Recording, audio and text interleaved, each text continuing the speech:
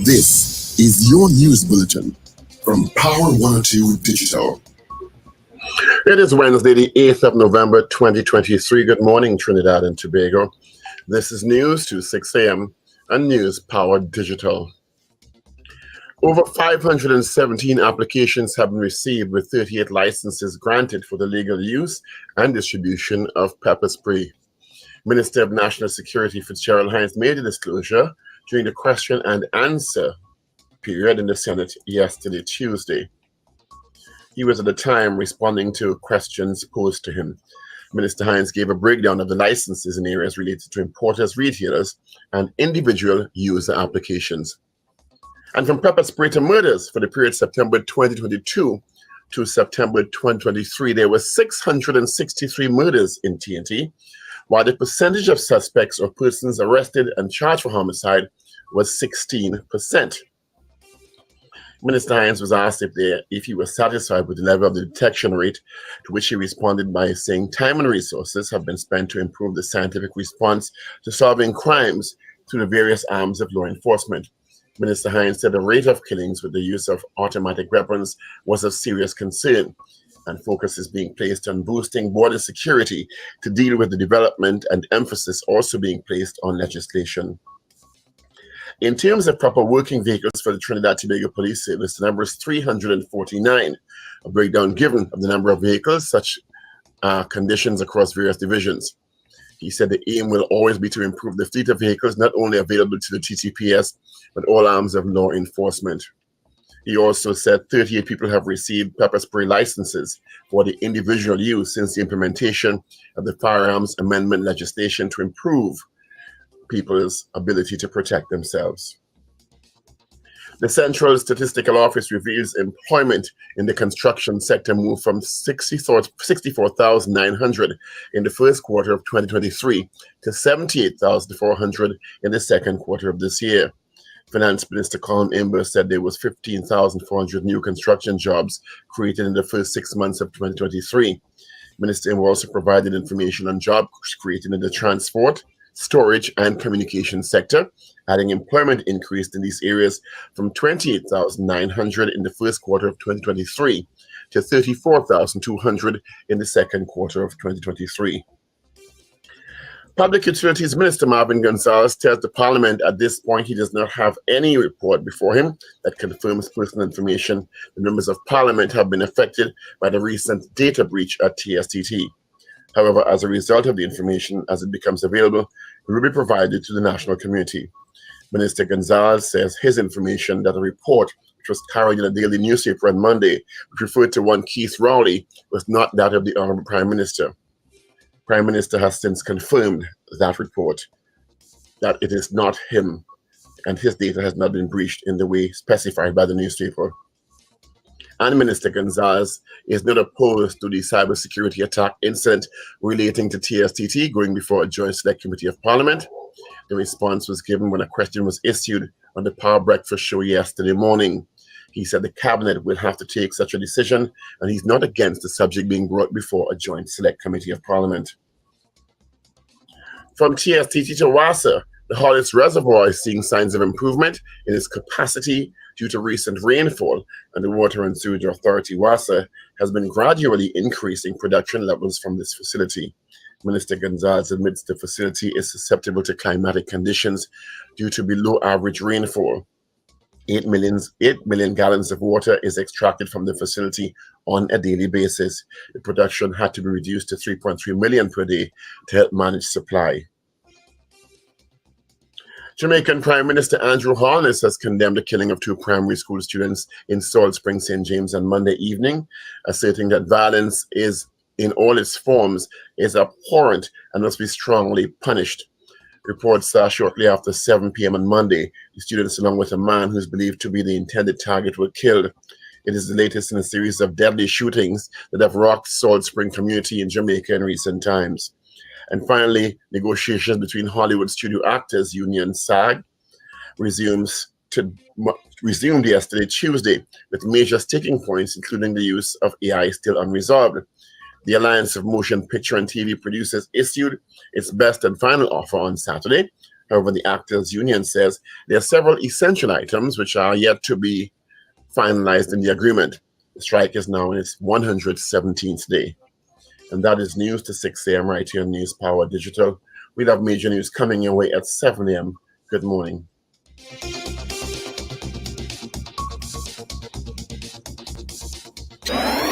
Up to date and credible. Power 102 Digital.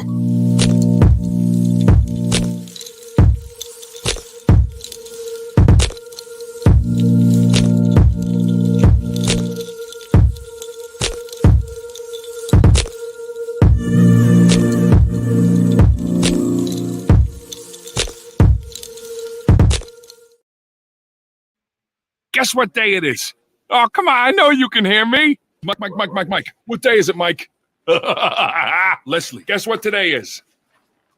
It's hump day. Woo-hoo! That's right. It is Hump Day Wednesday. Good morning, neighbors. Good morning, neighbors. Good morning, neighbors. How you doing on this 8th day of November? 7 minutes after the hour of 6 o'clock. Yep, it's the 8th day of November already. A week gone already. Wow, and welcome to the Power Breakfast Show. Of course, full casting this morning. We just heard from Paul Richards. Wendell Stephen is just about to log on. We got Ruben, who's lying down on his couch, thinking that his car is wet, that he needs to wash it. Of course, Richard Raghubar Singh will join us. My name is Steve Khan. Let's get straight into the WT and see what's happening weather and traffic-wise. Yeah, as you make your way to your destination, most of you are heading to work. Going through Santa Rosa on the Churchill Roosevelt Highway, you've got some traffic. Trinity City towards UE, and then still going to Valsain towards El Socorro. All right. Why is that? Because there is a little minor accident. Where should I tell you? Before you get by Courts, by DHL, around that area. Just after El Socorro Road, there is a little bunk accident. So that's causing a little pile. Anything happens. After that, it's clear into Port of Spain, Eastern Main Road, going through by Trin City. As you pass Aruca Junction, you've got some volume there, and that's pretty much it. All right, Kelly Village is beginning to build from the Pal Village, also beginning to build as you head northbound towards the Churchill Roosevelt Highway. Taking a look down south and make our way up north. See what's happening? Nothing Italian south. Nothing on Rivulet Road, just a little volume on the Solo. Chase Village is where you're going to get your traffic as you head towards Chicagones, and Main Road is busy. Of course, from Charlieville towards the interchange, that's a heavy one already. All right, 25 degrees at Piarco International Airport, 24 at Crown Point in Tobago. And of course, let's check the weather for today. I tell you, it was real rainy and nice. I did. I liked it. Just the rain need to carry on to nighttime, if you know what I mean. They're saying partly cloudy to cloudy conditions with occasional light to moderate showers over some areas and a 40% medium chance of heavy showers or isolated thunderstorm activity. Settled evening, despite few lingering showers, gusty winds and street of flash flooding can occur in the event of heavy showers or thunderstorms. All right, localized flood alert number 1, yellow level, is in effect. All right. And of course, let's check some temps across our listenership quickly. And if I don't do it, you always send me a buff. Let's see. Toronto, you're sitting at -1, unlike yesterday where it was 10 degrees. -1. Yep, you went into the minus. Miami, you're at 23. Orlando, 17. New York, you're 8 and mostly clear. Atlanta, you're sitting at 11. London, you're at 12. Tampa, no, you're not at 13, but 16 and clear. Washington, D.C., good morning to our listeners out there, 10 degrees. And our listener out in L.A. who has not called us in a while, 13 degrees. All right? I tell you. All right, let's use Sanders Hellos quickly on YouTube, Facebook, and on WhatsApp. Of course, you can WhatsApp your messages directly into studio at 318-1021. Oliver Man Warren, good morning to you. Carol Guevara, Wagwan, Rennie Mohammed, Wendy and James, Anthony Tinto, Nicole to Canada, Marcia Rock, good morning. Carol Joseph, good morning. Ingrid Adams, Ray out in West Palm Beach, Florida. Dennis Prasad, good morning. Rena Budu Jennings, good morning to you. Slick Money Grip, yep, good morning to you. Have a great day as well. Good morning to you, Paul Richards. What's shaking? Good morning, Steve. Good morning, Wendell. Morning, gentlemen. Good morning, Trinidad and Tobago, and good morning, listeners and viewers all over the globe. It's Wednesday morning, Wednesday, November. What is the date? 8th. November 8th. Losing track of time. Ooh, this month is barreling along. Yeah, boy. All right. We're here. Condolences to the family of, well, I don't know if he has family because he was reputed to be homeless. The guy who drowned in the river, in the drain. You know, that was a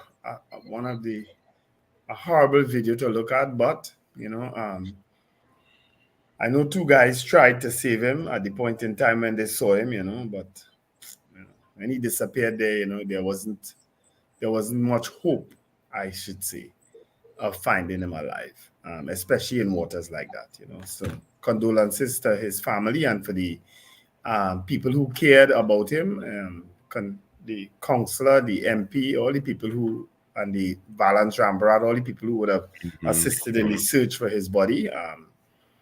Condolences to them, you know. It happens. Unfortunately, things like this happen, you know. Happy birthday to those celebrating birthdays today. And they are, let me try to get my birthdays out of the way quickly, because I want to talk about a couple things with the TTPS. I know that as I say, we speak about the TTPS a lot. In a lot of times we critique them, but in a lot of instances we also praise them. So happy birthday, Curtis Nicholas, Natalie Williams, and Anthony Bullock, who's an attorney at law. Jacqueline Newton, they all celebrating birthdays. Yesterday was Davlin Thomas's birthday, sorry. So belated birthday greetings, Davlin Thomas. And my good friend, Carla Alfonso, the only woman who I know is a soldier and a police at the same time. I call her Solis. You know, she's the daughter of Brigadier Carla Alfonso, Minister of National Security. That's his daughter, Carla. Belated birthday greetings, Carla. Always a pleasure when I see you. And but to get straight to the TTPS, congratulations first. They did an exercise yesterday, and we have always maintained, at least I have always maintained, that the PSB is probably the best arm of the police service, the TTPS. The Professional Standards Bureau has always done exceptional work, in my opinion. And I always congratulate them, because they are the arm charged really at the end of the day with the responsibility of investigating errant police officers, rogue police officers who run afoul of the law. They are the arm designed to investigate them and bring them to justice. You're on your own with that. Huh? You're on your own with that. Yeah, that's all right. I've always I don't share that view. Let me just put it on the record. No problem. I've always congratulated the PSB over the years for the good work that they've done in bringing police officers. If the PSB was doing such a great job, we wouldn't have to enact legislation called the Police Complaints Authority. Well, again, as I said, they are the arm, as far as I'm aware, who are entrusted with that responsibility. And whilst we may not be satisfied with the amount of times they do it regardless. And yesterday because they do it without a proper track record, be satisfied? Okay. No, I'm satisfied with the track record, Paul. Okay. You don't have to be. You don't have to agree with me. That's all right. What is their remit? Their remit? Yeah. I would imagine it is to investigate and bring to justice errant police officers who run afoul of the law. Does errant include corrupt? Yeah. And you find they're doing a good job? I think they've done a good job over the years. All right. So yesterday, I think they did an exercise at the Northern Division. I don't know, is that Aruka police station? I think it was at Aruka police station, where they arrested 7 officers, I think, on a complaint, mind you, from a drug lord. Because these are complaints that come in either from police officers to about police officers or from the citizens. So the citizens at least have some sort of redress when they go into the PSB to get justice, I guess. Is the PSB run by someone who ended up with some allegations recently? Yes, she's on drunk a charge. driving? She's on a charge. Oh, No, she's on a not a charge. bribery. Okay. Not a all right. bribery charge. A DUI charge, I think. A DUI charge. Yeah. Okay. Yeah. All right. Yeah. She's still And okay? I'm not sure if it's DUI, but it's an accident involving a child. An allegation involving on the some bus route. It's an vehicular issue. Not so? Yeah. Okay. But she's Yeah, she's denied the charges. And that alone is testimony sometimes to police officers, because you couldn't reach that stage if a police officer didn't investigate it and do it and recommend a charge, you know. As I said before, I don't share the view that the Police Professional Standards Bureau is doing such a great job. That's all right. We defend that one. Mm-hmm. But at the same time now, remember this case that we've been talking about for years, where 7 police officers were on charges for, I think it's murder, for 3 people in Maruga. I think it's Maruga. The case what? The case that never stops. Well, guess what? The policewoman who had turned state witness against her colleagues has decided she's not giving evidence. Oh my God, I'm so surprised. You serious? I'm in shock. No, don't tell me it's not true. Tell me no. Serious? That's legal development? We spoke about that case for years on this breakfast show, about how the only way in some instances it has to be a police officer who would, how I should put it, turn state witness against her colleagues. She had done that. I think it's PC Clement, I think is her name. Michelle Clement, I think. Can't remember the full name. I can't remember the name. Yeah, I think it's Clement. But after all these years, the case finally called. She went to court and has been declared a hostile witness by the judge because she decided she's not testifying against her colleagues again. I wonder why. But she said her life is at risk. Serious? You're joking. From whom? Who would put her life at risk, Wendell? You know, these are the stories. Who would put her life at risk? These are the From stories the time that woman, that officer, from the time that officer turned state witness against police colleagues alleged to have been involved in a murder, they should have moved out of this country. Yeah. She cannot live here, in my opinion. Yeah. Not before, not during, and certainly not after the trial, if she were to give evidence. Nicole Clement, thanks, Carol. Nicole Clement is her name. And I'm not surprised one bit. I hope you picked up my rank sarcasm. No, this is where we share opinions now. I share your sentiment with regard to this. I share that sentiment. So that's why I did the first part I did was congratulate them, because to get to the stage of charging officers, it means police officers would have had to do some investigation. I have a friend, well, I say a friend because he was my barber about 20 years ago, who turned state witness on the condition that he be removed from this country and resettled away. Even when he was 20 years, I'm not even going to say where he went. He went out of this country far. Right, because he turned the state witness against some gang members. And he said, I will testify, but I'm not living here. And I'm not staying here awaiting the trial. So they moved him very, very far away. Well, he's lucky. And he's never returned to this country. And he says he will never return to this country. Well, he's lucky. Well, the conditions were that they move him out before the trial starts, from the time he agreed to turn state witness. And he would only come back for a particular period to give evidence under certain conditions, and then he's gone again. And they agreed to that. Yeah. Because that's the only way you're going to stay alive. Yeah. Yeah. Yes. We remember Clint Huggins. And changed his name and identity where he went to. Yeah. You remember Clint Huggins? Clint Huggins was in state witness protection. Clint Huggins decided, well, oh God, I getting tired. They are cooped up. Let me go out on Lime now. Clint Huggins dared to go out on Lime. Next thing you know, his tires wrap around Clint Huggins burning. You know. Huh? This is a very, very, very small country. Mm-hmm. It's a very, very small country. So Nicole Clement has decided she is not giving evidence against her colleague. So you know But what going on. Nicole Clement also needs to continue to be protected. Mm-hmm. Yeah.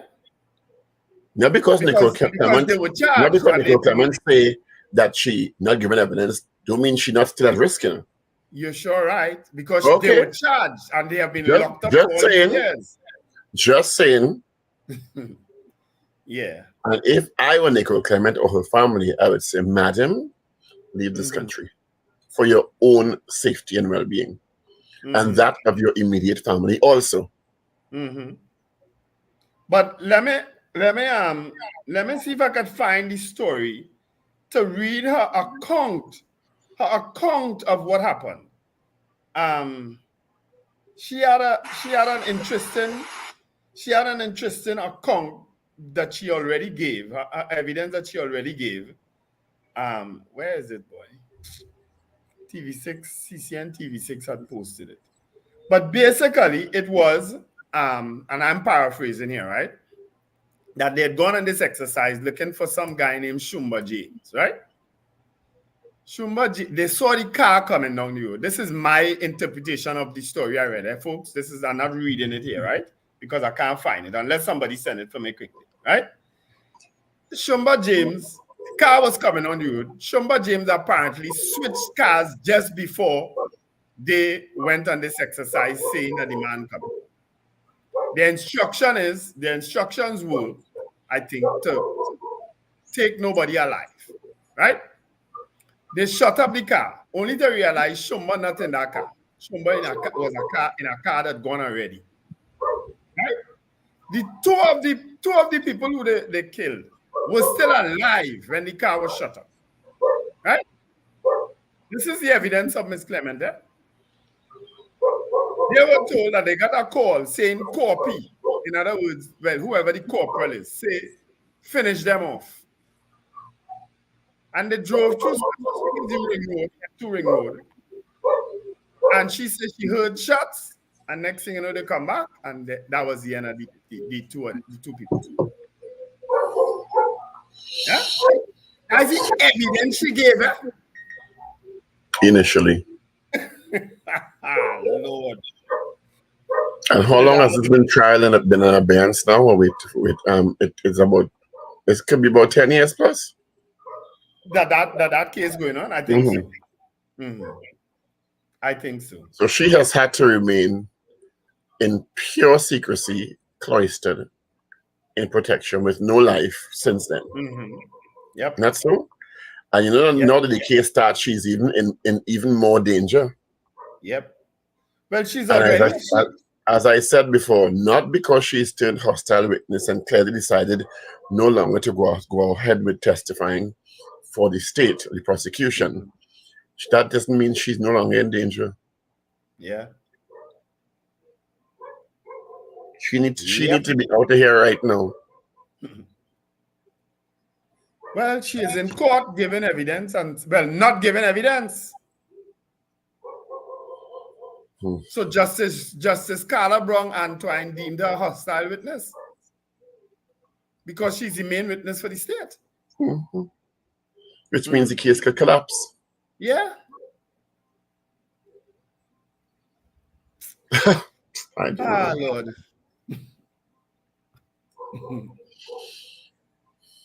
Lord. Let's see what police can do. I wanted to mention something yesterday. I saw Winston Gypsy Peters recently saying that he's not satisfied with what he saw of Tobago Carnival.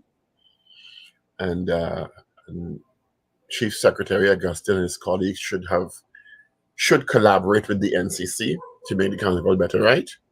Mm-hmm. Isn't that your interpretation of what Gypsy said? Yes. Let me start by saying Gypsy and I are really good friends. Gypsy and I spoke even last week. We speak pretty often. Mm. I find you should fix your own house first. Because from what I saw of that carnival launch, You went?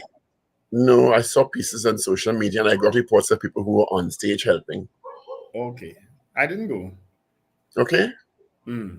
From what I saw on social media and in video clips, and from what people who were there, some of whom were emceeing the show told me, oh, you ain't ready to help nobody yet. Help all yourself first. Mm. Because if that is the standard you all think the world wants to see, I am sorry. In my opinion, it's not. It's a mishmash of artists running up and down a stage with a crappy background that is not fit for international consumption, in my opinion. It's a corner line. Okay. Well, that would have been the responsibility, most likely, of the man who celebrated his birthday yesterday, who is the vice chairman, I think, of NCC, Davlin.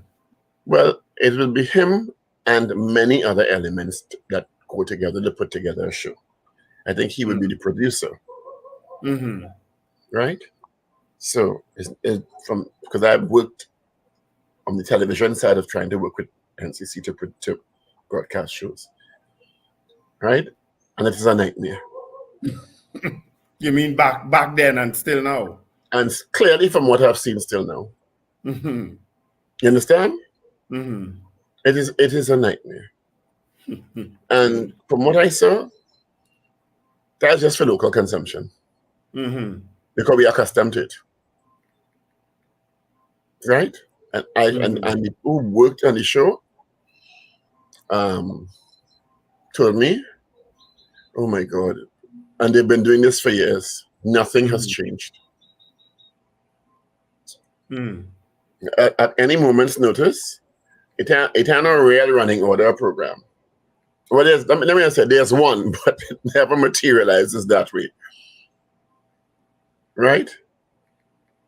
I just I looked and I said, what is this? This is the launch of what we're supposed to be, what we like to call the greatest show on earth. Mm-hmm. That is the introduction to the greatest show on earth next year. Okay. Maybe I just want too much. You understand? Maybe I think too highly of us, and I think that I have too much faith in what we can accomplish. But I'm sorry. From what I saw there, you just take off the date of the day, the year, and you slap on any other year, and it's the same thing. There's no evolution. There's no improvement. It's just, it looks chaotic. You know, they seem to think putting some smoke machines on the stage and a few ficus and fern is a wonderful set. And ficus and fern, but I like that. Apparently, trussing and scaffolding is part of the set. Because no matter where you look, it's trussing and scaffolding. Am I wrong? And cloth wraparound. You put a piece of cloth in a triangle. And cloth wraparound, yeah. And cloth wraparound. And they feel that is the greatest show on it. Well, I beg to differ. Stage looking good. Stage looking good. Okay, yeah, that look nice, boy. Woo. Yep. Them plans look nice. Hey, you're real do good there, pal. You're real do good there. And you put up a little piece of LED screen in the back. And And don't forget to bring it to me. And the fog machine, put it on full. Everybody take a jump, take a jump, take a jump up now. And that's the greatest show on earth. Okay. So it so happens like the internet listening to me, because the story all of a sudden came up on Facebook 29 minutes ago. The internet is listening to you.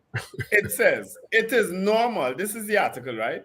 It is normal police culture for officers to collaborate with one another and have similar reports prepared to cover their tracks whenever they together commit unlawful acts. A 12-member jury at the Hall of Justice in Port of Spain heard yesterday. The statement came from WPC Nicole Clement, the state's main witness in a triple murder trial against 6 of her colleagues. While Clement did not testify during the course of the hearing, the evidence given by her during the preliminary inquiry stage of the magistrate court was read to the jurors. Clement was present for yesterday's hearing, but sat silently in the witness box as a member of the court staff read the deposition to the jurors and into evidence. She was deemed hostile by presiding Judge Justice Carla Brown-Antoine on Monday because of her refusal to testify at the trial of Sergeant Kemrad Sahadio and PC's Ronaldo Rivera, Glenn Singh, Roger Nicholas, Safraz Juman, and Antonio Ramadin. They are all accused of murdering Alana Duncan, Abigail Johnson, and Karen Eccles on the night of July 22nd, 2011 at Rochard Douglas Road in Barrackport. At the time, the three were in a white Nissan B15 car and making their way to Barrackport to purchase barbecue when the car was shot at by the officers. Clement was initially charged alongside her colleagues, but the capital charges were eventually dropped by the Office of the DPP on June 20th, 2012, in exchange for her testimony against the 6. In her evidence at the magistrate court while being cross-examined by senior counsel Israel Khan, she and the others were required to visit the robbery squad office at the San Fernando police station to prepare the reports into the killings. Clement said she did not prepare her own statement, but it was instead crafted by PC's Rivera and Singh, and that she simply signed it. I do not know how to file a false statement, and that is why it was prepared by PC's Rivera and Singh. She had testified. Questioned further by Khan, Clement stated, when it came to such circumstances that she and the others found themselves in, officers would cooperate and write their reports. So that is normal police culture. I ain't making this up, people are reading from an article, right? And these are in quotation marks. Everyone would cooperate and write their reports. We were trained, one squad, one song. When things happen, officers would collaborate and write one report. The initial reports would reflect one thing and our storyline would be along the same line. You want me to continue reading? No, please, no. Please, no. 6:33. So yesterday, Minister of National Security Fitzgerald Hines gave a report to some questions posed to him regarding 3 separate areas: pepper spray, murders, and police vehicles. Since the amendment to the Firearms Act authorizing the use of pepper spray in the country, there were 517 applications, 38 were granted. You real question of the man.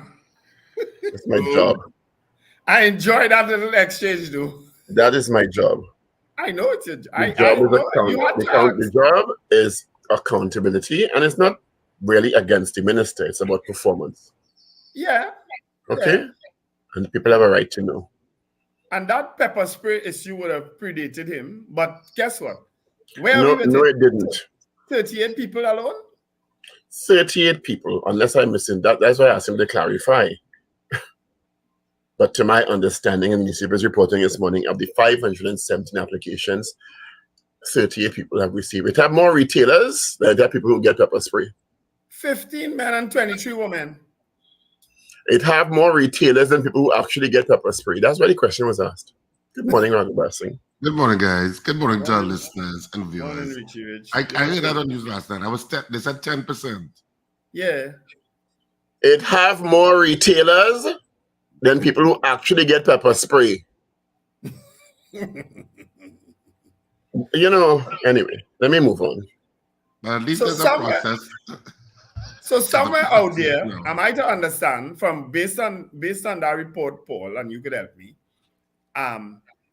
are there 15 men and 22 women out there circulating among the Trinidad and Tobago public now with pepper spray? With legal pepper spray. Oh, there are much because more. I also asked a question about whether the police service was monitoring the importation and or use of illegal pepper spray? To which the answer was, I'm sure they are. You check Paul body language when he say that, Richard. Yeah, I'm sure they are. No, he pulled back. So From do it the pepper proper spray, way. but to be fair, the minister gave the information that he was given by the commissioner of police. That's the only thing he can give, you understand? From pepper spray to murders now. So you see, doing some courses in statistics helps, because you understand numbers very well, at least to some level. So for the period September 2022 to September 2023, there was 663 murders in this country. So you see that reference point of 605 from January to December, forget it. Because if you shift the reference point, it's even more dire. Not so? I would imagine. Right, that's when you're going to Kappa like me, and you're a nerd, and you just go through numbers. Of that, a question was asked of the percentage of persons arrested and or charged for homicide, to which the answer was 16%. The police doing great. Now, I also asked a disaggregated question because, to be fair, of those 663 murders for the period identified, many of those could have been multiple killings with one person, one assailant. Which we have been seeing a lot of. Right? So to be fair, charging one person may really account for 10 murders or 14 murders. But the minister didn't have that information, to be fair to him. He said he'd provide it in writing. Okay. Right? So it just gives you a different kind of look at the numbers. So let's move on to working police vehicles. No, just now. You meant just now, but what you said is that of the 16% of the people charged, they could have been accountable for. They could have accounted for 200 murders. I don't know. You understand? Yeah. Because one person could conceivably kill, and we know that one person bringing a gun could kill 4 people and 5 people, which has happened several times in the country. To be fair to the TTPS, you understand? Yeah. But I will tell you, there's a document that I can't quote from now that tells you for a particular period, I can't remember, it's escapes me, that of those 16 charges, the prosecution success rate is less than 6%.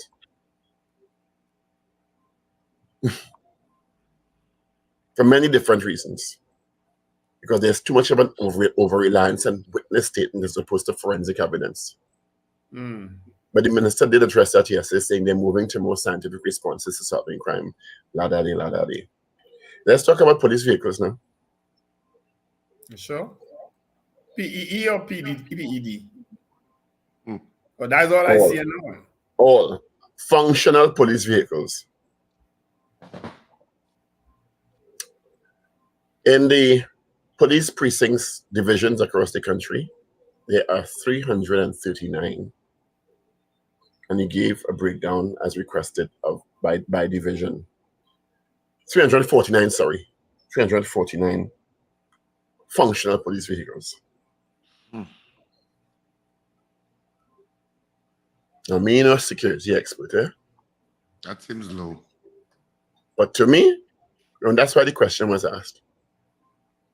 I asked if there was to his knowledge, the minister that is, there was a competent mechanism in place for maintenance of vehicles. Well, I'm sure they are. 349 accounts for only 2 or 3 series. All I see is PEE now and PED. Well, I don't know. That's why the question about maintenance was asked, Wendell. Because part of the problem is poor maintenance. No, but we know they've been terrible at maintaining police vehicles over the years. We know that for sure.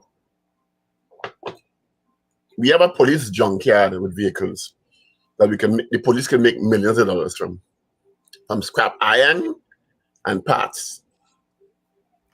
Yeah, but here, maybe that's a business model too. Well, you ever try? I don't know if Well, Richard, you all have vehicles assigned to you all there from there? Because I know the issue of border surveys, that was a big issue in the corporation for years in terms of just disposing of a vehicle that could probably still bring in some cash. It was headache, you know.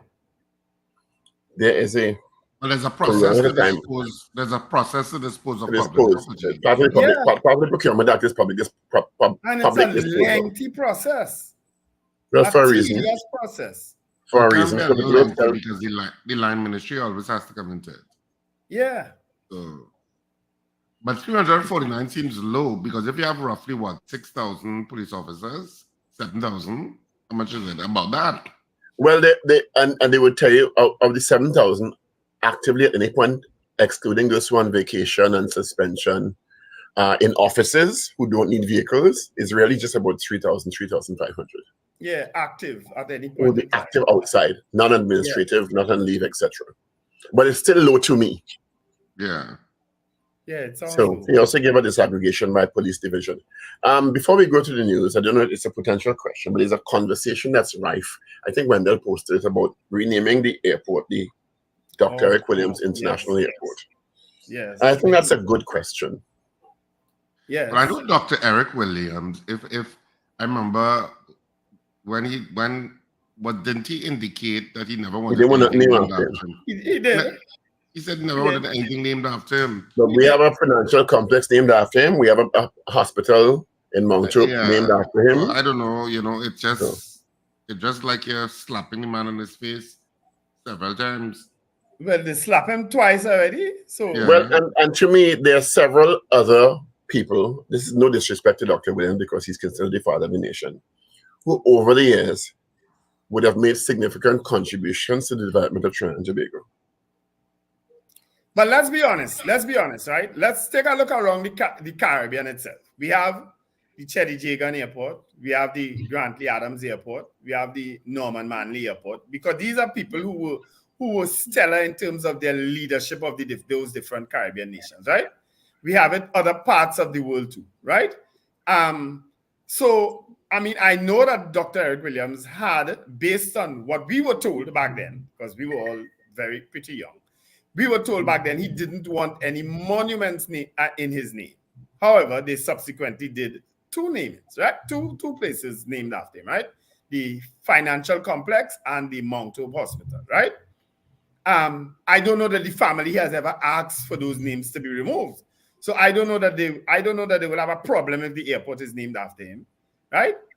So it's there were interesting responses to my reposting of that article, because a lot of the people apparently, including David Mohammed, had said that name it after Dr. Eric Williams. Professor Bridget Burton was there, and several other names were called in that particular story.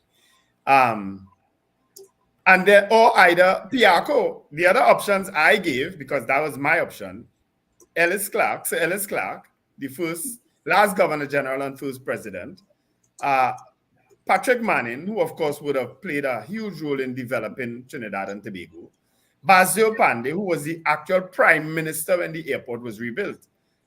So those were some confusion. Those were the four options. Yeah, I made a lot of corruption allegations. We know that. Those were the four options, plus remain as Piaco, which is, I think, is an old American So my name. suggested question before we go to the papers is, do you think the Piaco International Airport should be renamed? I know at one time too, there was a push for it to be named the Mikey Cipriani International Airport too. Arthur, Andrew. Not Mikey Cipriani. Not Mikey, Arthur.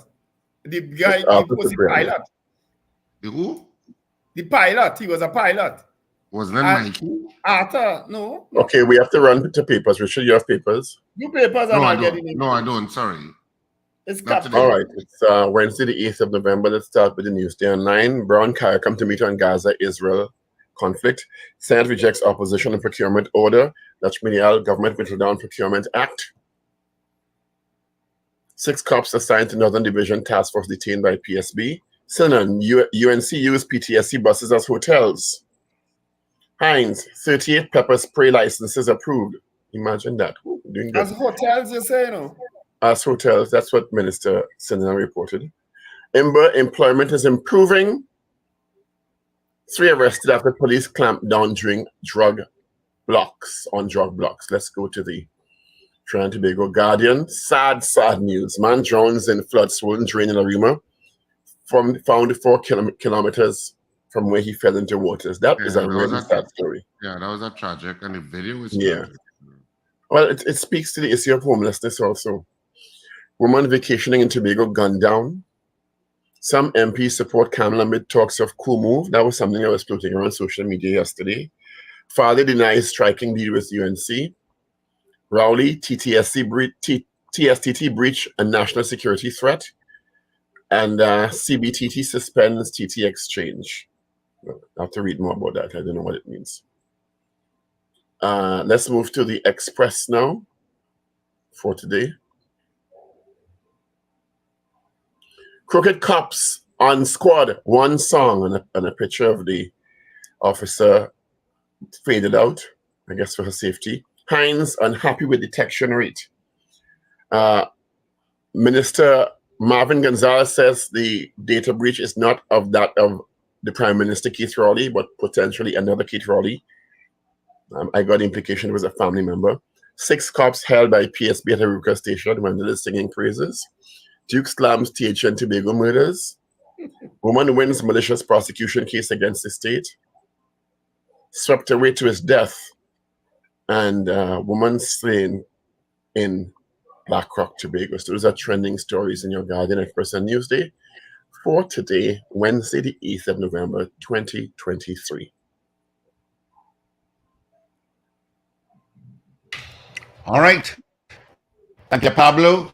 Of course, before we get into this morning's poll, I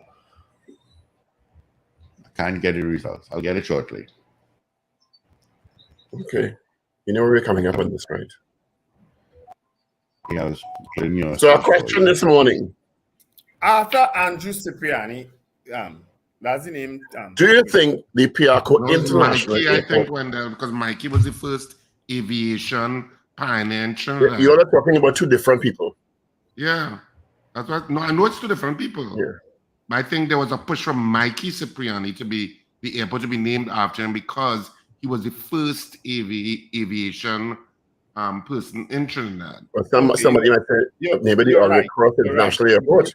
You're right. He played football football and cricket also too.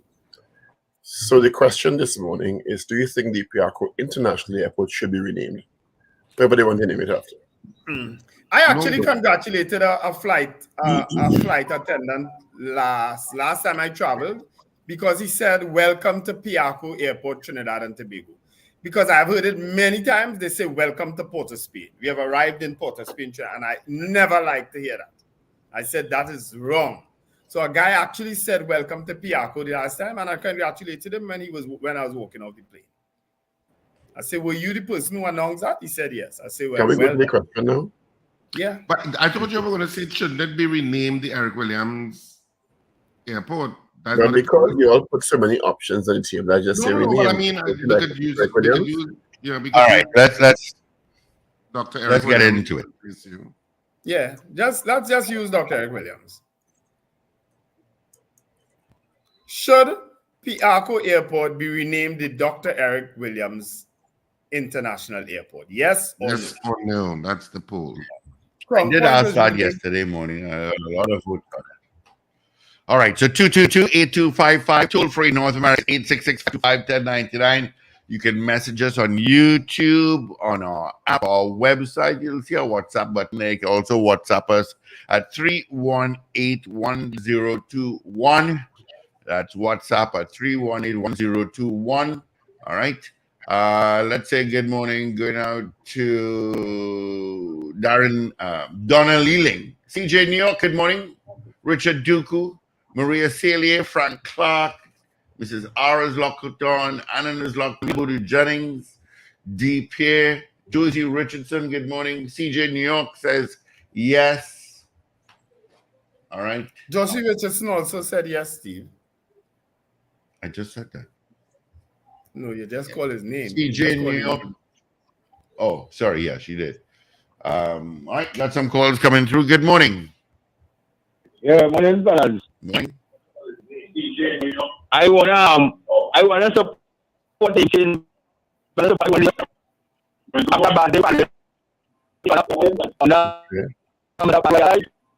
What is his name? Good morning, TSTT. I might vote. All right, yeah, vote for no. He said yes, he wanted renamed, but renamed to Basdale Pan. You heard all that? Thank you, Paula. Well, that's a no then.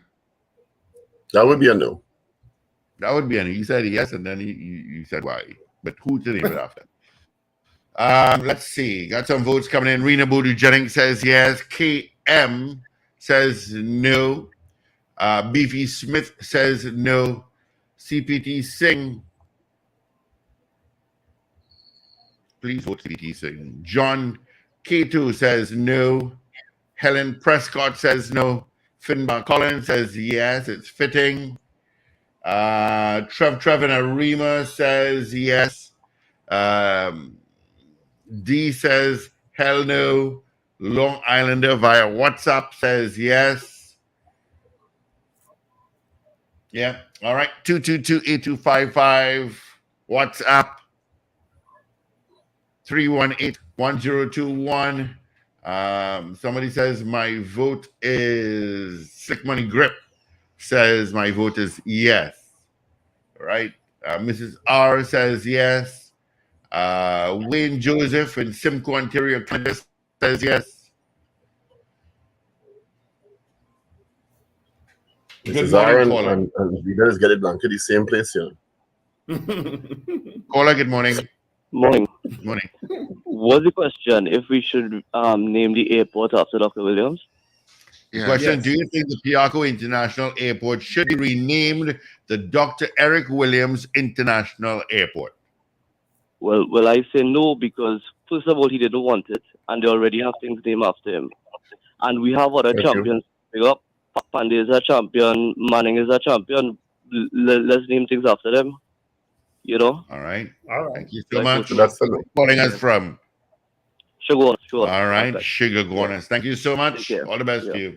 Before I didn't give you a WhatsApp number yet. I did. Okay. No, I didn't yet. 318-1092, is that? No. 1021. 1021. Yeah. Who's Eric Williams though? He left out the S in Williams. Yeah, who's that? Who's that? I That's don't not know the the man name. who Richard used to bounce about and that man lapping on. That's where you putting how you spelling the man name? Mrs. R says yes. Julia S. Batiste says no. Morning Lorna. Morning Indy and Carly. No. Cascade says no.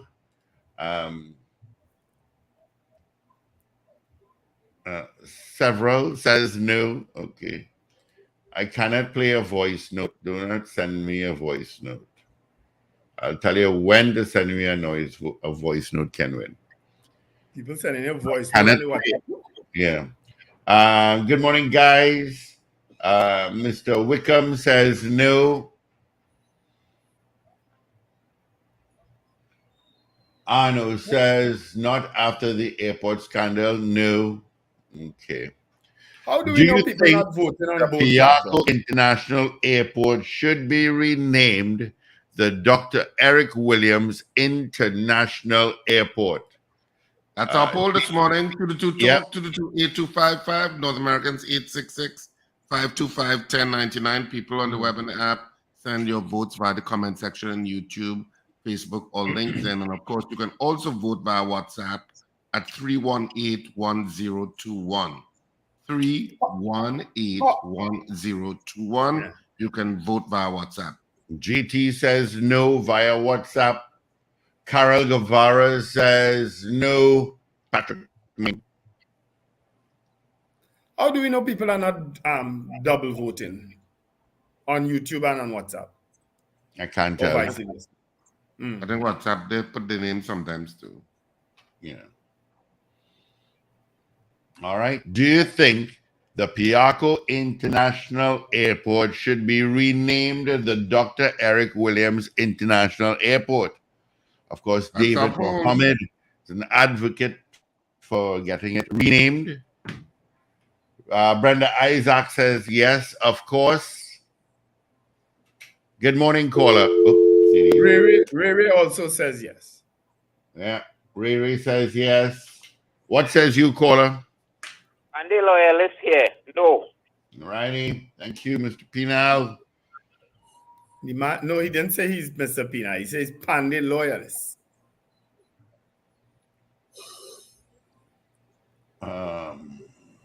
Trudy Webb Diva says yes. Thank you so much. 222-8255 on YouTube, on Facebook, on WhatsApp at 318-1021. Yeah. If you're on our website or watching us on Facebook, you'll see the WhatsApp button. You can just click on it. You can WhatsApp. Yep. Do you think the Piarco International Airport should be renamed the Dr. Eric Williams International Airport? That is our poll. You could trust something like this in Trinidad and Tobago to become a big issue and a political issue too. You could trust it. I guarantee you in Barbados, when they put Grantley Adams' name, they didn't have an issue. When they put Chetty Jagan's name in Guyana, they didn't have an issue. When they put Norman Manley in Jamaica, it didn't have. I guarantee you that. I'm sure it didn't have an issue. Only in Trinidad and Tobago, everything becomes an issue and political. Clifton Simpson says no. Dave Gosine says yes. I don't ever Trinidad it's only political because the man expressly said he wanted nothing named after him. I didn't say it's only political. I said it'll become an issue and it'll become political. I didn't say it's only a political issue. Yeah, because a lot of people will. Yeah, some people will accede to that too. That he didn't want anything named after him. I think he was of the ilk that he didn't want those kinds of monuments. Especially at the time, there was a proclivity for naming monuments after people, and I think he just didn't want that. He didn't want to follow the trend that the Caribbean was going down in naming the airports after the name this after me, name that after me. Yeah. But I mean, his name is on the financial complex and on the hospital for years. And I don't know that anybody asked for it to be removed. Yeah. Anthony Tinto says yes. Anno says Ish and Steve International Airport. All right. Let's see. One day, Anno.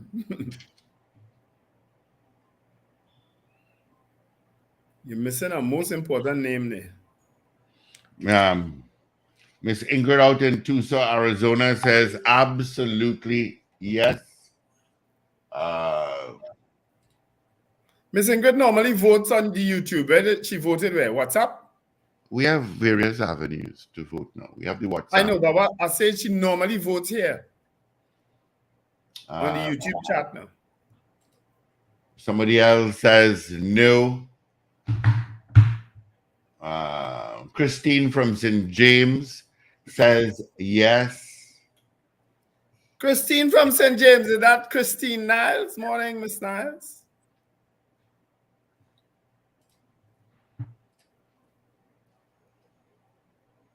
All right. Do you think the Piarco International Airport should be renamed the Dr. Eric Williams International Airport? All right. Of course, our poll is going to stay up until tomorrow morning, Thursday, when we give you the final results. All right. All right.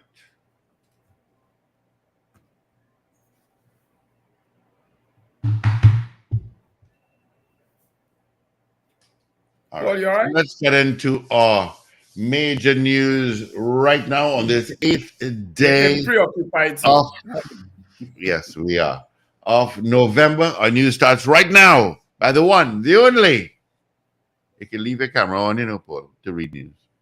Paul is reading our news this morning. This is your news bulletin from Power 102 Digital. It is Wednesday, 8th November 2023. Good morning. This is news to 7 a.m. on News Power Digital. First, the headlines. Over 517 applications have been received, with 38 licenses granted for the use of legal pepper spray in Trinidad and Tobago. 15,000 new jobs created in the construction sector.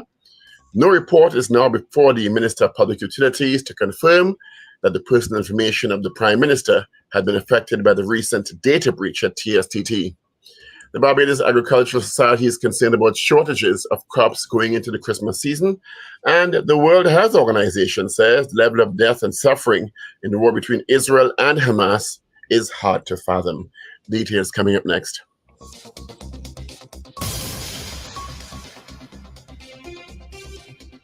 This is news to 7 a.m. on News Power Digital. Good morning. Over 517 applications have been received for the legal use and distribution of pepper spray licenses in Trinidad and Tobago. Minister of National Security Fitzgerald Hines made the disclosure during the question and answer period in the Senate yesterday. He was responding at the time to questions posed to him. Minister Hines gave a breakdown of the licenses in areas related to importers, retailers, and individual user applications. There have been 517 applications for pepper spray licenses as at the 12th of October 2023. Importers applications 110, retailer or distributor applications 23, and individual user applications 384. Since the commencement of the Act, the number of licenses granted and disaggregated for the importers, 8, 6 male, 2 female. As for retailers, 3 male, 1 female. And as for users, 15 male, 23 female. A call was also made for the proper monitoring of pepper spray importation in the country. Can the minister indicate the novelty of this legislation? If the monitoring of the quality, type, and specific approved types of pepper spray imported into the country are being monitored and regulated effectively? I would think so, since I am confident that the Commissioner of Police, in administering this law, would do so in accordance with the laws and the regulations that surround them. Can the minister indicate if the Commissioner of Police and her team are also monitoring illegal importation of the pepper sprays into the country to protect the public interest? Again, Mr. President, I would expect that to be the case, since it is the business of the police to prevent crimes and other infractions of the laws. From pepper sprays to murders for the period September 2022 to 2023, there were 663 murders in TNT, while the percentage of suspects of persons arrested and or charged for homicide was 16% of that. Minister Hines was asked if he was satisfied with the level of detection rate, to which he responded by saying time and resources have been spent to improve the scientific responses to solving crime through various law enforcement arms. Minister Hines says the rate of killings with the use of automatic weapons was of serious concern, and focus is being placed on boosting border security to deal with the development, with emphasis also being placed on legislation. We have improved affairs at the Forensic Science Center in every department, in the biology section, in the DNA section, in the ballistic section. We have been improving the resources, and the police, the end users, have been constantly reporting. We have strengthened CERU, which is the police's scientific unit looking at evidence, recovery. They are consistently indicating that the systems that they work are improving, and they're getting better and better results. Minister Hines also reported on the number of proper functional working vehicles for the TTPS, to which he reported there are 339. A breakdown was given of the number of vehicles in such condition across various police divisions. In the Central Division, 50 vehicles. Northern Division, North, since Northern Division was relatively recently divided into two, North Central and North, Northern Division North, 38, North Central Division, 32, Eastern Division, 28, Northeastern Division, 17, Port of Spain Division, 17, Southern Division, 37, Southwestern Division, 21, Tobago Division, 84, Western Division, 25. Minister Hines also said the aim was always to improve the fleet of vehicles not only available to the TTPS, but other arms of law enforcement. We are in the process of acquiring replacement vehicles for those that are dysfunctional from the police service, the defense force, the prison service as well. So yes, it's an ongoing business, Mr. President, and we are constantly working to upgrading our fleet, improving the numbers so that the police will have the resources to carry out their work as they're expected to do. The Minister of Public Utilities told the Parliament at this point he does not have any report before him that confirms that the personal information of members of Parliament had been affected by the recent data breach at TSTT. However, as the result of the information becomes available, it will be provided to the national community. Minister Marvin Gonzalez said he has information that the report, which was carried in a daily newspaper on Monday, which referred to one Keith Rowley, is not that of the Honorable Prime Minister, Dr. Keith Rowley. He said one of the main reasons why the development warrants an independent probe through investigation, so the government can truthfully report to the public on this critical issue. President, and that's the reason why we've asked for an independent investigation into this matter. The question was premised on information pertaining to the Honorable Prime Minister being leaked in the public domain. I have information, Mr. President, that the report in yesterday's Guardian that refers to one Keith Rowley is not that of the Honorable Prime Minister. And that is the reason why that this matter warrants an independent and thorough investigation so that we can truthfully report to the public on this very critical issue. And opposition Senator Julian John continued to probe and asked if any other cabinet member, or member of parliament or senator had been affected by the breach. The validation of all reported information in the public domain, that is, the personal data of all our citizens, inclusive of members of cabinet and parliamentarians. I am advised that this is being done on a customer-by-customer basis. At this point in time, Mr. President, I do not have any report before me that confirms that the personal information of members of parliament have been affected by this data breach. However, as a result of the investigations become available, I will be in a position to provide further clarity on this ongoing situation to the national community. Meanwhile, Minister Gonzalez is not opposed to the cybersecurity attack on TSTT going before a joint select committee of parliament. The response given when questioned on the Power Breakfast show yesterday. He said a cabinet would have to make such a decision, and he's not against the subject being brought before JSC. He, however, said he's hoping that such a sitting remains focused on getting to the facts so the population can be better understanding of what happened. Asking reasonable and insightful questions to get to the bottom of it so that the people, the citizens, can fully understand how their business are being managed by state officials. So, yes, I support a joint select committee insofar as it would allow the facts to be ruled out so that the people can have a full grasp and understanding of how their business is being managed.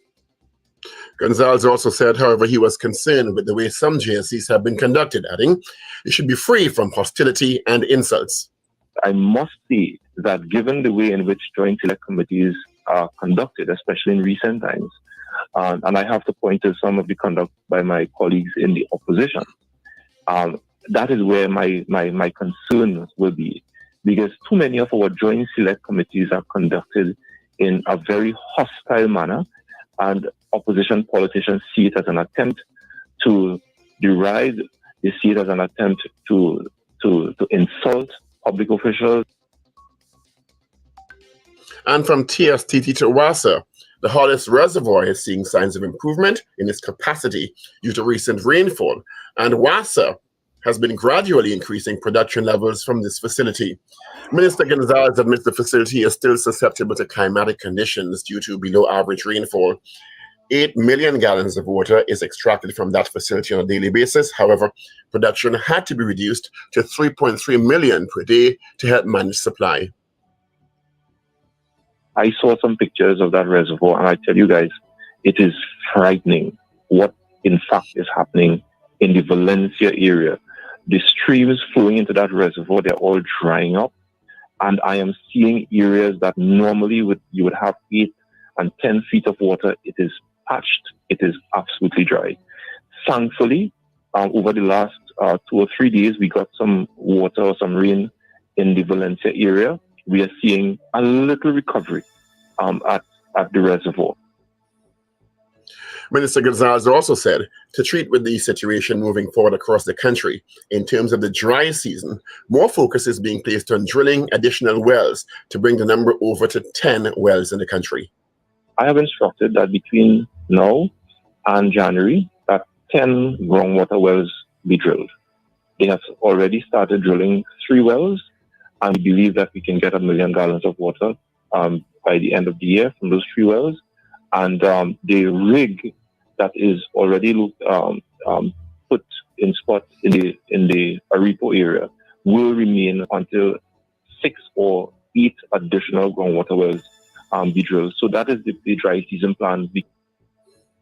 Changing gears now, the Central Statistical Office revealed employment in the construction sector moved from 64,900 jobs in the first quarter of 2023 to 78,400 in the second quarter of this year.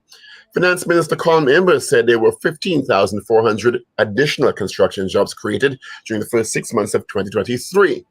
Minister Imber also provided information on job creation in the transport, storage, and communication sectors, adding employment increased in these areas from 28,900 first quarter to 34,200 in the second quarter of this year.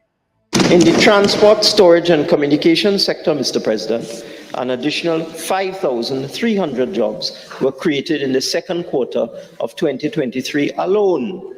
Clearly, the government's efforts to create jobs in these sectors are yielding very positive results.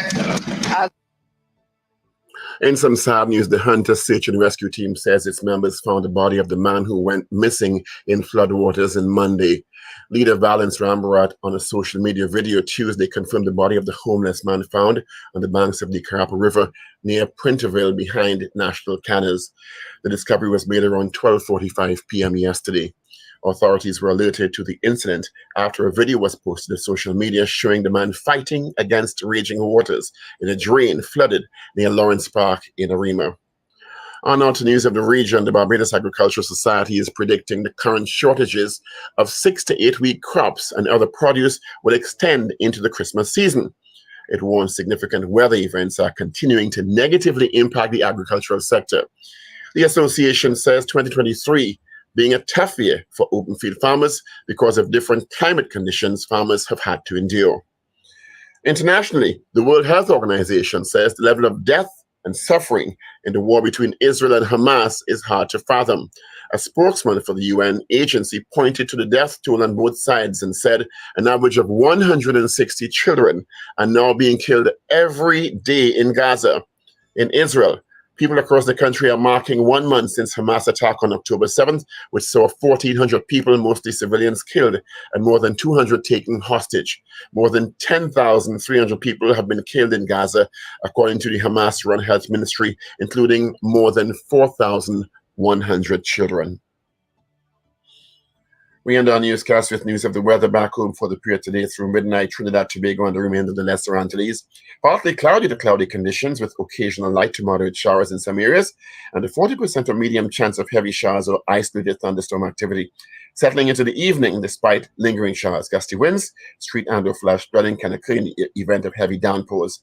There's a localized flood alert number 1, yellow level in effect. It's currently 25 degrees at Piarco, 26 at Crown Point in Tobago. Expect a high of 29 at both locations. Trinidad 7 a.m. newscast. Here are the headlines once again. Over 517 applications received for the legal use of firearm and distribution in the country. Over 15,000 new jobs created in the construction sector. Barbados Agricultural Society concerned about shortages of crops heading into the Christmas season. And the World Health Organization says the level of death and suffering in the war between Hamas and Israel is hard to fathom. That is news to 7 a.m. right here on News Power Digital. We'll have headlines coming up again at 8 o'clock with major news at 12 noon. For more details, log on to power102fm.com. Up to date and credible. Power 102 Digital. All right, thank you so much, Paul. Of course, that was our major news to 7 o'clock. Of course, Evie is in and she will be our anchor for our 8 o'clock news brief. And when Sir Charles comes in at 9, she'll anchor our major news at noon. Let's take a look at what's update traffic-wise, shall we? Let's start down San Fernando. Supera Road is a bit heavy. Golocona Connector Road, Naprima Mayara Road, Taruba Link Road. Heading east, you've got some traffic there. Harmony Hall as well. Going through Harmony Hall, all right? And of course, slow going from Gasparillo. Past Claxton Bay, there was a car accident northbound, and that was by Forest Park, so that created a little bit of traffic. Okay.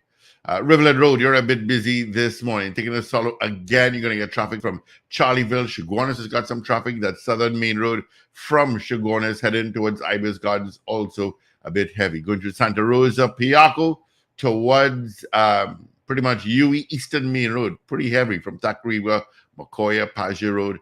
But your traffic is continuing. A little bit of ease up, but just by cure up, you'll get traffic heading straight into Port of Spain. Marval, Mocha, Diego Martin, all routes. Earlier accident on Lady Young Road created quite a pileup. So you got some traffic from by Massey heading towards the Lookout Lower Santa Cruz is also heavy. All right, so that's a quick traffic update for you. Hope to help you out one way or the other. All right, gentlemen, let me see if I have any more votes on our morning poll. Of course, we asked you this morning, our poll for today, do you think the Piaco International Airport should be renamed the Dr. Eric Williams International Airport? All right. Trini in, okay, so good morning, Trini in Boston. Send me a WhatsApp. Kenny in Harlem says yes. Reynold Roberts says no. Lester Craigwell says yes. Miss Bonaire West just sent me a WhatsApp at 318-1021. Yes to the poll. All right, so let's get the results of those polls. Well, this poll. And I'll give you the results of our poll from yesterday. Well, believe it or not, Miss Bonaire West was the deciding vote just now. Really? She made it 20 yeses and against 19 noes. Wow. We haven't had a poll with this amount of votes in a while. 20 people said yes. 20 people who voted on our different platforms said yes. 19 said no. All right? 20 said yes. Right. 19 said no. So you see, Miss Bonaire West, the power that you hold in your hand. The results of our poll from yesterday. Yesterday, we asked you, do you think management heads should roll because of the data breach regarding customer information and TSTT's handling of the situation? That was our poll yesterday. You voted 89% said yes. Head should roll. All right. Thank you. I know. So I didn't get to hear the interview though you all had with Minister Marvin Gonzalez. Did he also speak about that issue of it not being the Prime Minister, the Keith Rowley? Your mic on, not on, Paul. Yes, we did. Everyone. So he did say that. He did. Yep. Okay. We actually have another Keith Rowley in Trinidad? I think 2 others. Oh, okay. Never heard of that before. I think the multiple names came up before. It's not the first time I've heard the multiple names coming up in relation to information. Yeah. Okay. And the way the minister answered in the parliament, it implied to me it was some sort of family member from Dr. Roddy, actually. Okay. Somebody who carries the middle name or first name of Keith. So if he's Keith Christopher, If Dr. Roddy is 74, might be one can Roland imagine Keith. that a family member would say, well, he's done well. Let me name my son or daughter, but my son after him, you know? Yeah, because he's done well in the family and he's a Roddy. I'll call him Keith Roddy. Just like, you know, Eric Williams and Eric Williams. Yeah. Eric Eustace and Eric Anthony. Yeah. So. All right. So that's our poll. That's the results of our poll. The article, though, on the raid at the Aruca police station, it says 6 police officers were yesterday detained by officers of the Trinidad and Tobago Police Professional Standards Bureau at the Aruca police station on suspicion of misbehavior in public office and probable solicitation. Senior police officers told the newspaper the 5 police constables and the corporal were held in connection with an incident that allegedly occurred last week, Monday. So there's very quick action by the police. On that day, officers from the Northern Division Task Force allegedly went to the home. Well, they couldn't allegedly went. They went to the home of a reputed, who writes these articles? Went to the home of a reputed drug dealer in East Trinidad. That is where they need the word alleged.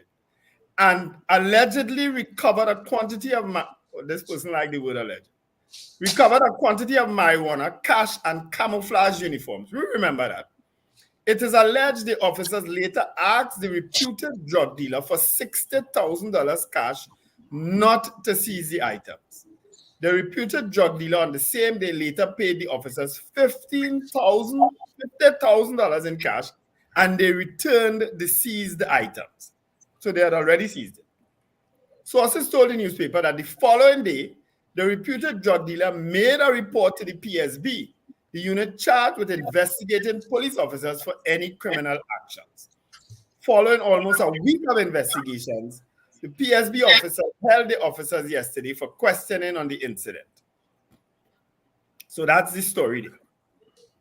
Right? The PSB was also examining 109 reports of illicit behavior in the TTPS, according to Commissioner Erla Christopher. Right? Over the last 2 years, the PSB has charged 55 police officers. 36 officers were charged in 2022 for 79 offenses, and 19 officers have been charged in 2023 for 51 offenses as of yesterday. That's not bad going, Paul. Oh, Lord, he strips all you. Give me a break. He hating this morning. I know. Give me a break. Oh my God! Wow, great work. Just watch at him. Something bothering him. Had a long day. Let me try. I will let Paul know. At 7:20 in the office last night. I thought you only stayed until 7. Steve, you know what happens with those things. I should have better routine. They're on and on to the break. But I'll never get it any which way. You know you have a natural relationship with food, right? Yeah. Your point being. All right. What's your point? What's your point? Well, all kind of images kind of conjure up in my mind when you use the word unnatural, you know. You roll up in food and thing, you know. Food and you better roll up in the food and thing, you know. You know that, right? Oh dear. Anyway, so let's take some calls. Let's hear what people think about. Oh, well, we have so many different stories running at the same time. I think, with the greatest of respect to Dr. Williams, who I think has made a most significant contribution to the development of this country, that there are other individuals who should be considered when renaming that airport. I don't think anybody will go ahead of him, though. In terms of our international airport, I don't know that anybody deserves to go ahead of him. That's my opinion. And I have no problem with remaining Piaco as long as they stop saying you're arriving in Port of Spain. As long as the ticket stop saying POS to TAB or POS to MIA. That is what I have a problem with. It's an MIA is Miami. It's an FAA airport code stipulation window. And I think it needs to change. So pilots have to say they're going to Port of Spain because that is what is the stipulated destination according to airport code. No, that's going to be very difficult to change because our airspace is so vast that it goes right up to Puerto Rico. So you have to say Puerto Rico. I'm going to get some more coffee this morning. You can't say you know, you can't Brian say Marcel, Brian Marcel, call me when you have some time. But the airport code is not TTO. No, POS. No. POS. What? POS. POS. And Tobago's TB. It's POS. It's always been POS. Where you get Well, that wouldn't change anyway. TTO No, is not the only boat ticket. The POS wouldn't change regardless of your name change. Yeah. We have some calls coming. Yeah, Mr. Patrick, morning. Good on. How are you? Good. We good, man. How you going? Why do you want to rename the airport? Hello? Well, David Right now, Mohammed the airport In the wrong forum. Mr. Patrick is in the wrong forum. Mr. Patrick, it was a suggestion made. It was a suggestion made at a panel discussion by David Mohammed. Yeah, which is he's an advocate for getting the Piaco changed. It's always been kind of an issue that's cropped up from time to time, because it's not really named like the rest of the Caribbean. It's just the name of the place where it is. Even though there are some airports around the world that are like that, that it's just wherever the airport is. That's Heathrow Airport, it's a Grand Prix Airport, right? Dallas Fort Worth. Or one that are different airports named after people already in the world outside it. Yeah. But Piaco International Airport, me see a prominent name, to be honest. What about the Hazley Crawford International Airport? Huh? Janelle Penny Commission International Airport. Boy, they could name the airport. We don't want to name it to the one the plane could land there. That was important, yeah? Once the plane could land there, and it's in Trinidad and Tobago. So I don't have a problem with one name and rename. But this name thing, we're talking about Rowley, Mr. Rowley and Rowley. You know, it's our people in this country have plenty same name. You know that? Yeah. Yes. You'd have a few Steve Cans. I know of one other Wendell Stephen. I remember he used to have an account in the same bank I had an account in. And they told me, and he was somewhere in Laventil. What does make the difference is your address. There is no other Richard Ragubas. You're that's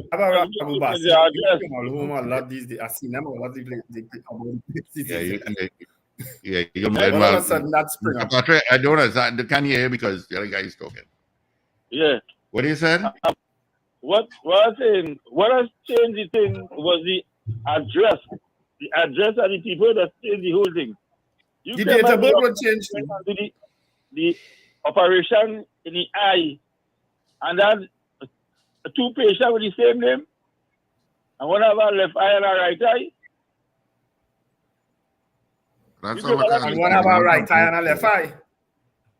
No, the operator was doing the right to the other one and the left to the other one. Sound like a Nancy story to me. No, that was a big thing. A young boy went in the hospital. Yeah. Two people with the same name have eye problems, and one get a left eye and one get a right eye. Yeah, that sounds like a fictional account. Right, I don't mind going in for one surgery and the next one going for the next surgery, but you go tell me both of them have eye problem and one's a left eye and one's a right eye. Yeah, right. Good morning, caller. It's all like a joke. 3 minutes. Morning here, Mr. Pinal. Earlier, identified myself as a Pandy loyalist. I'm also a Kamla loyalist. I come from the same environment. UNC, Mr. Pinal, nothing wrong with that. I'm a PNM. Say I'm a UNC. Anything? Do I have to Say I'm a defend? diehard UNC. Say I'm a Leave the man fundamental and talk now, UNC. and Yeah, oh get my to your God. point, Mr. Pinal. Would love to. I would dearly love to make my point. I'm just saying that there's a whole part of Trinidad that gets ignored when we are naming things. And it's not like these people don't achieve anything or do anything useful with their lives. Where you going with this? Will you Let the please man make his point now. to allow me to make my point? Yes. So there's a whole part of this country that gets ignored. Well, at least so we feel. You know, when it comes to these awards and these naming of things and that kind of thing. I'm not saying we should have an aggressive affirmative action program because we don't need it. All we need to do is get on board with reality, right? Basil Pandey built it. Okay, the latest version of it, somebody might build it again. And then there's Kamala, who is the first female prime minister. I mean, if you're just looking to be Trinidadian about it, instead of everything is just Eric Williams, who didn't even want it in the first place. And Wendell, now you come on board. Not because Mr. Pinal, first to begin with, let me tell you, I reposted that article. Hold on. Included, wait, let me tell you, I included Basil Pandey name in it. I did that. Time, you know. Let me get a little time too. Not because someone doesn't say no. It's time you put something down their throat, you take it as yes. Right? The family has not been objecting to things being named.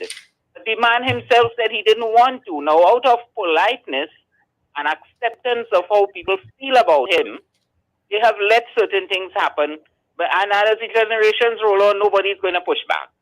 Right? You have to be mindful that of his wishes and the fact that things have already been named for him. You just can't go on generation after generation naming everything after Dr. Williams and PNM-oriented people. That will start to look.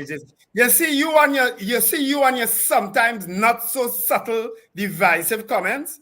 I do appreciate it. I don't know if my other colleagues could tolerate it. I ain't listening to you. I'm sorry. Have I ever tried to be subtle? Am I a subtle person ever?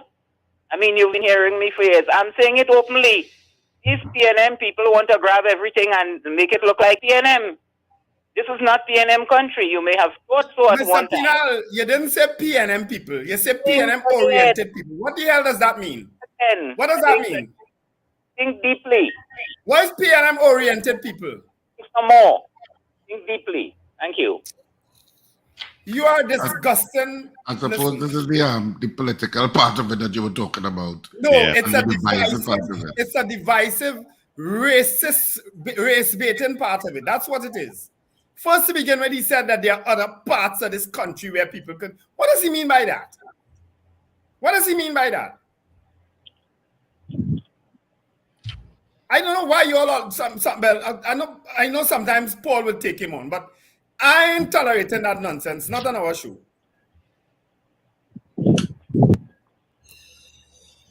Good morning. Good morning, Carl. How are you going?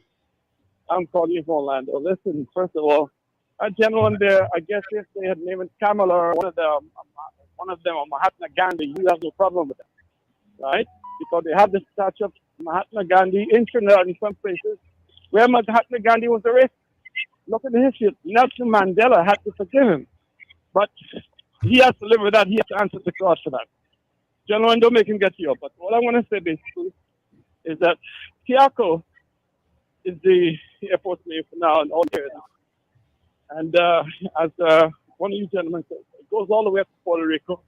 It goes all the way out to 1/8 north for 100 miles out, just about 500 miles out east and stuff like that. The name Port of Spain is for easy direction for passengers when they're boarding their flights in different ports. Tiaco is for the pilots and air traffic controllers. The code for Tiaco in the aviation world is not TOS, it's TTCP, but Tobago is TTCP. They can name it Eric Williams, and they will use the code they will give us to use. It will be Williams Control or Williams ATC, Air Traffic Control Center. like we use right now, we say Piaco control or Piaco ATC, air traffic control. So it is viable. Like right now, they say Grantley Adams Airport. So when we go into Barbados, we say Adams Approach, Adams Tower. So Williams will be able to be done by the ICAO. The codes right now is called ICAO, International Civil Aviation Organization. They will they want to stipulate for aviation purposes. So they can change codes. Yes. So Okay. the civil ICAO code for Trinidad, Piaco, is TTPP. So, but these are for piloting and navigational purposes. When passengers are in the airport and they're going to New York from Trinidad or Barbados, they don't say JFK without saying New York JFK.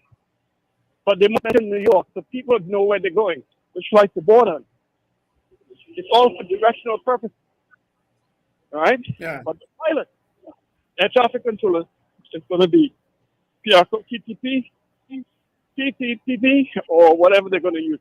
I think it's a very good idea to put Mr. Prime Minister Williams. And in regard, people want to say all these things. I think it's well deserved. Even Port of Spain should have been changed a long time.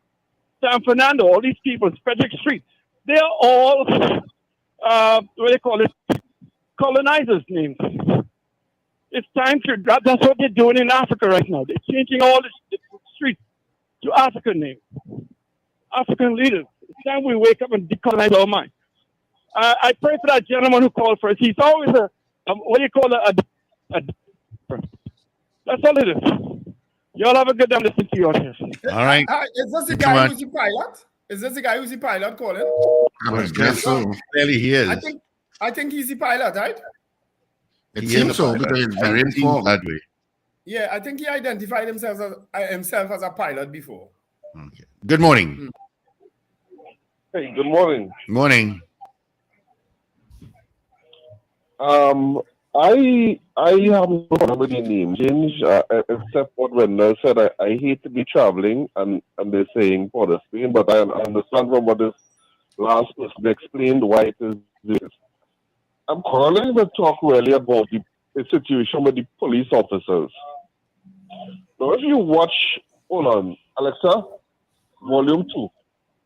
You need to do that before you call us, huh? No, but sometimes I would like to listen to the program, and you all call, you all answer. All right, go ahead. Time. Unfortunately, what we have, if you watch beyond the tape and certain program and hear certain things, you would hear them say, all our organization have bad apples, and we weeding them out, and all this stuff. Unfortunately, it is my personal belief that the bad apples in the police service is the majority. Right? I may be wrong, I might get some extra what I'm saying here now. This is Lincoln. Yes? Lincoln, here's the difference when I hear that nonsense. All organizations may have bad apples, but you know what the difference is? The bad apples can't stop you and you and take away your liberty. Can't kill you. Yeah. But before that, because bad apples, anybody could kill you. Lincoln, anybody could kill you, unfortunately. Correct. But the bad apples in the police service could stop you and literally take away your freedom and your liberty. Take away your freedom, yes. That's the difference. They have a lot of power. So corruption in the police service is more profound than many other sectors of society. And that's what the police service needs to operate when they're about, is only, well, we just get to be recruits of the same society and all kind of nonsense.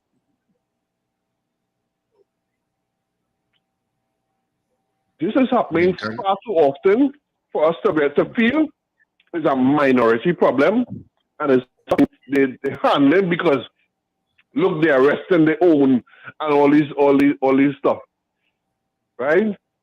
I understand this society going down. They're arresting it when they have no choice, when the evidence is so overwhelming that they can't. You forget the one in Mova who lied, but the man they kill. You forget the one thing, Dick Martin, whose bullet ended up in the back of the colleague and then they lied to the commissioner then about it. Who they hunt down? Who they hunted down in the country? Right? Under the allegation that the man shoot and kill a police officer. And mislead the commissioner. The man had a special bullet that went wrong and spin around like a boomerang and come around and shoot the man in the back. He had the JFK bullet. You know that bullet that shot JFK? Yeah, that kind of bullet. Yeah. And mislead the police commissioner to come on national TV and make a public statement that the man killed a police and they will make every effort to hunt him down. And did hunt him down. It's a good thing the man had the testicular fortitude to run and hide. Because if Lincoln, what you're saying is that you think... Hold on. If they had caught him, he might have ended up like the fellow who shot the prison's officer. He might have got a heart attack in the cell and dead. Or fall off a chair. So you're saying, Lincoln, that in your opinion, the majority of police officers are rogue police officers? Majority, is my opinion, yes.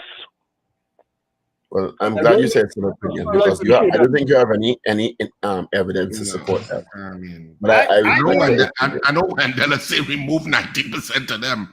I know You know why the police service has the problem? Lincoln and guys, you know why the police service have the problem that they have? Because a lot of the good police officers are afraid of the bad ones, and sometimes you can't blame them. They are afraid. I just read the article for you where PC Nicole Clement said it's a culture. You have to all collaborate on the same story. You feel the guys who the PSP just arrested ain't going on collaborate to give the same story too at the end of the day? They're going to do the same thing. I didn't hear the story yesterday, but somebody called me and told me that earlier that you read where the case of the woman and the police officer who told state this came to court yesterday and refused to give testimony. Yes. Right.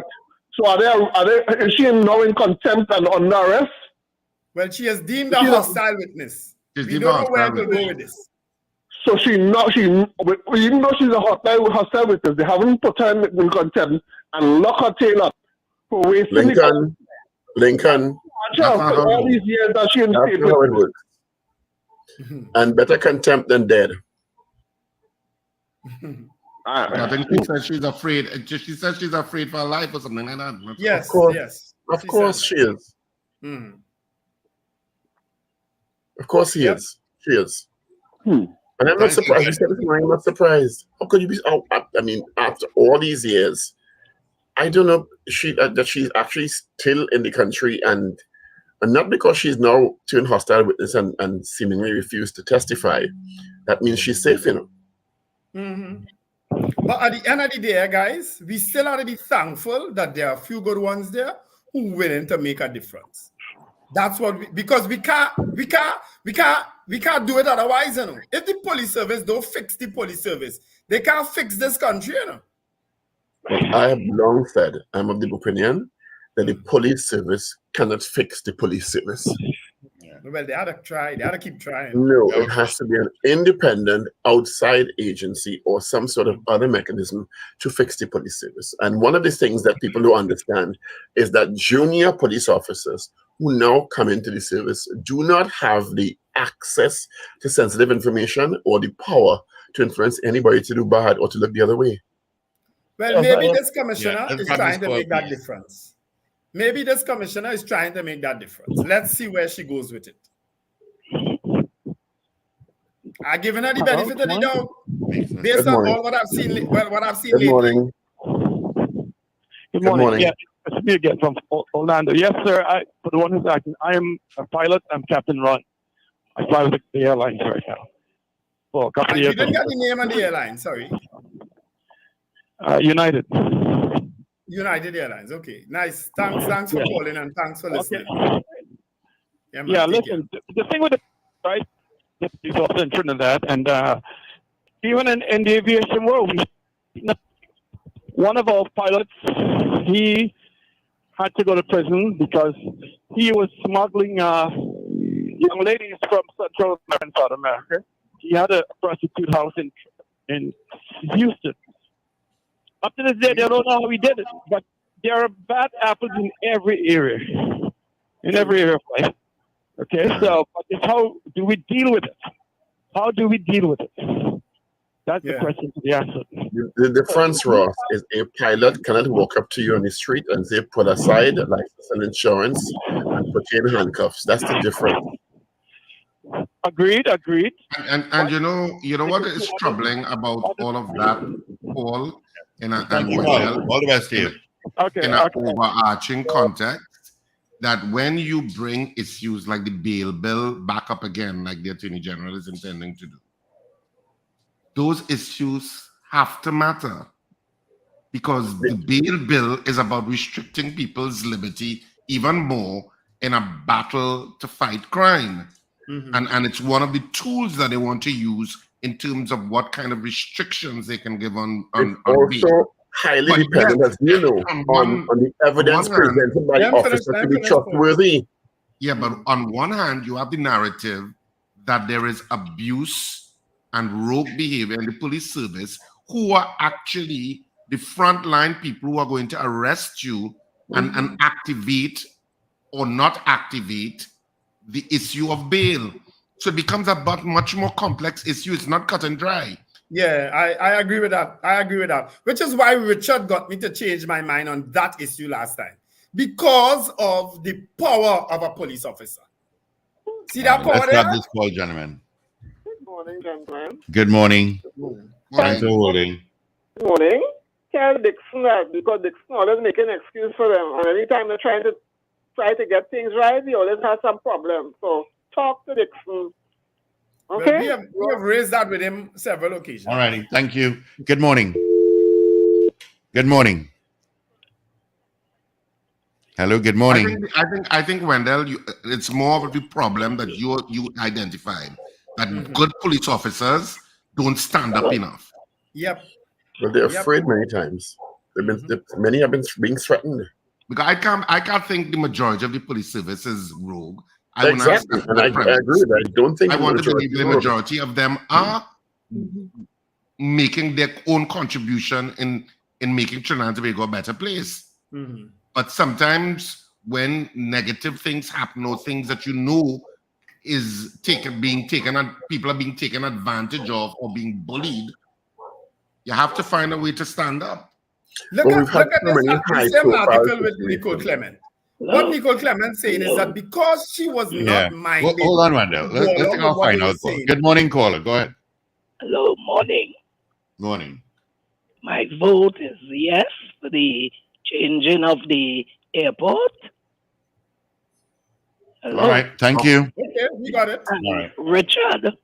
Yeah. Richard, I want to tell you, the year I quoted was not it's wrong. It's not 2017 with the Lassan Wilson case. It's 2009. That guy was arrested. So my view was wrong. It is I went back in the article from Debbie Jacob. It is 2009 the whole incident went down. And let me say something. Is this my son?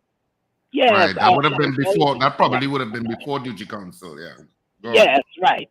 My son went to join the police service years ago, and he was not successful. And you know what he told me? He said, "Mommy, I know you pray for me not to go in there." And when I read that police officer's statement about you have to corroborate and everybody have to toe the line, I say, Lord have mercy. It is frightening what that lady posted there. I think Gilbert Peterson should have get in touch with Ramesh Lawrence Maharaj, because Ramesh Lawrence Maharaj pulled it off with 9 men. Levi John turned state witness, and he ended up getting all of them hung. How the hell this woman, 10 years, after 10 years, she fed up of being in protective custody? I will suggest to her, lady, you better fly out of this country if you know what's good for you. Fly out. because you're safe. Remember Bernadette James. You all have a blessed day. Maybe her intention, because clearly, based on the reports we have read about PC Nicole Clement, she is a good officer, because in the first place, she decided, I ain't writing that report. It was written for her.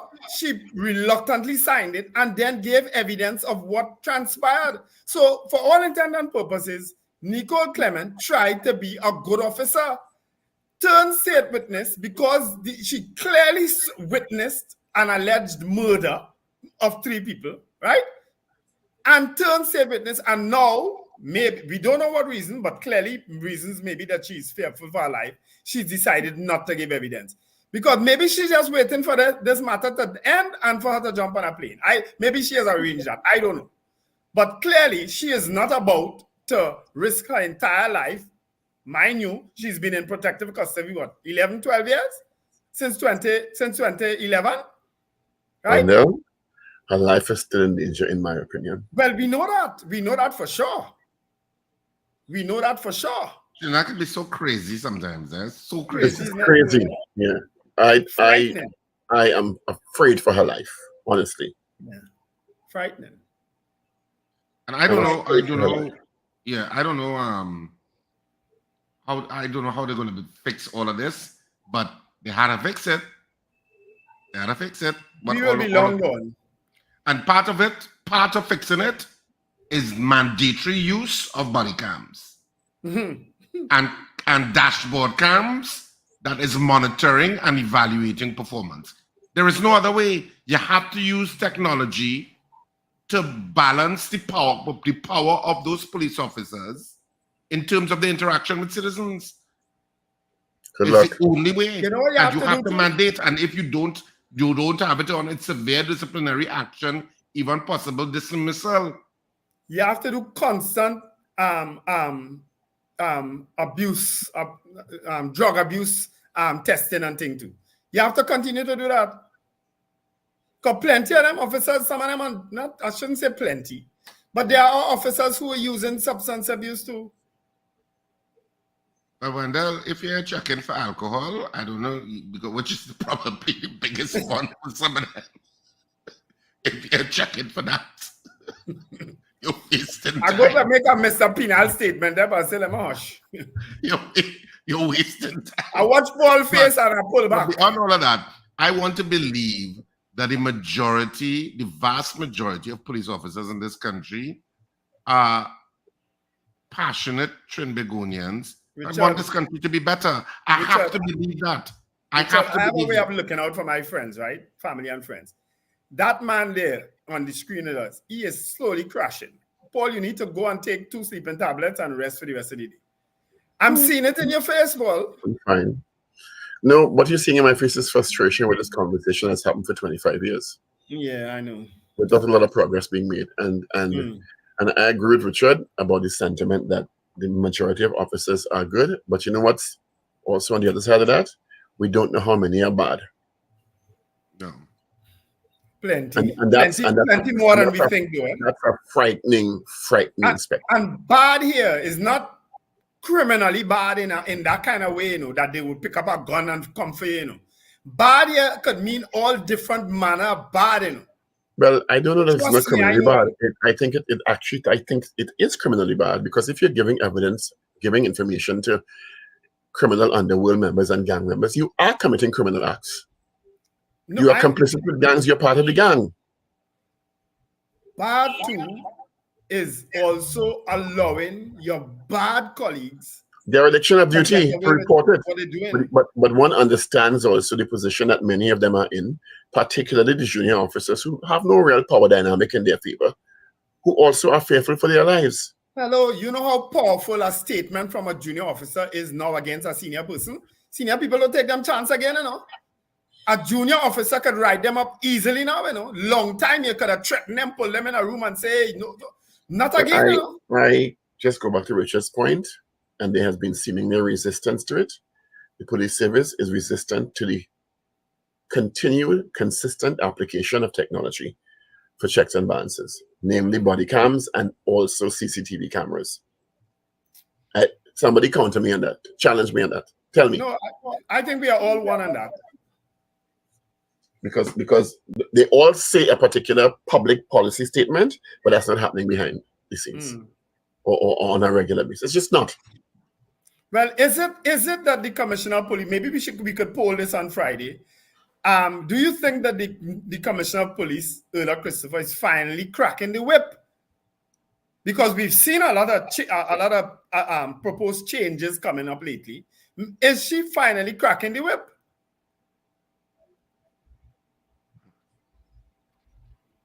You mean via the long leave and stuff like that? All those things, all these matters that are coming to a head in the TTPS now. Is she finally cracking the whip? Maybe you're right, Wendell, because I keep saying we've discussed it in detail. Those senior officers who all at the same time sent on leave is a particularly profound move. Because many of them, if not at least three, if they go on leave for 3 to 5 years, when they come back, they're null and void. Yep. They seal into retirement, and they're not part of the internal machinery anymore. So maybe it's a strategy to get them out of the way, in parentheses. You understand? So that one, investigations can take place, and two, issues that may or may not be related to them are investigated. Because it's a big move. I tell you that. Oh my God! Well, we have a little break in crime now, so let me send them on leave. No. I remember a pretty senior person in this country telling me once that if he had his way, what he would have done was remove a lot of the higher tiers of the police service and send all of them on early retirement. He said it's going to cost the country a particular amount of money, but that's what he would do. Richard, I don't know if you remember, way back in the day with Gladiator. Gladiator was one of the first people making this pronouncement, that TTPS rotten and they need to send all of them senior people home. Remember?